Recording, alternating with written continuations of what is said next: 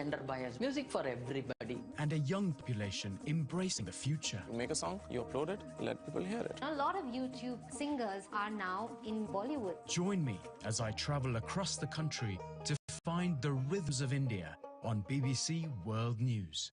We start at Wimbledon. Stand by for a moment of history. The headlines keep breaking. The Winter Olympics. Now to cricket. The Tour de France. The Africa Cup of Nations. The debate keeps raging. They're still the team to beat. England's batting is weak. It's going quite well. Definitely a lot of disappointment. The results keep coming. What was going through your mind? It was absolutely amazing. My heart rate was up. It's part of the game. This is a really tasty tie. It's one of a kind. This is Sport Today. For all the latest results, headlines and analysis, Sport Today on BBC World News. I want to talk to you about the politics of this. Did she not think she was going to get that question?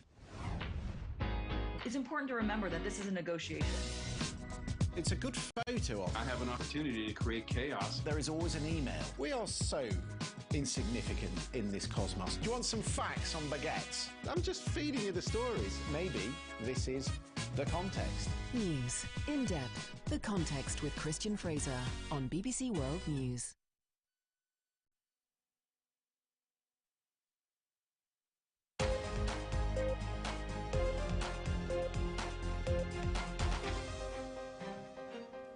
Welcome back to Global here on BBC World News. Let's go straight to our headlines and celebrations in Sri Lanka as President Rajapaksa, who fled the country in the face of mass protests, has resigned after arriving in Singapore. President Biden has told Israel's Prime Minister he would use all US power to stop Tehran developing its nuclear program.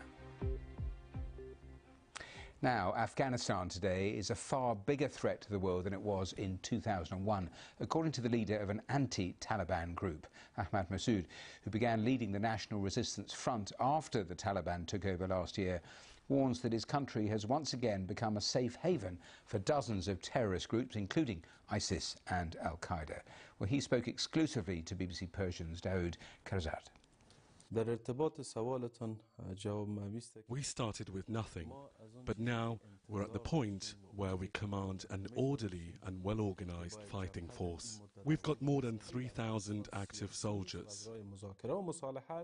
Until Taliban realize there is the need for a political solution and a need for them to engage in peace talks, we have no choice but to defend ourselves, our people, and our values.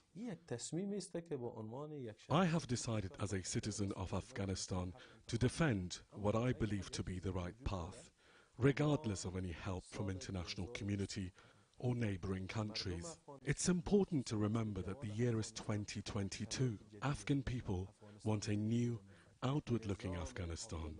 They want to live under a just and democratic system that can support their future. Yes, resistance may be hard at the moment, but the people of Afghanistan are different from 20 years ago, particularly the young generation and women. As you know, the UK government has recently announced that they do not support any military action against the current rulers. Does that not make you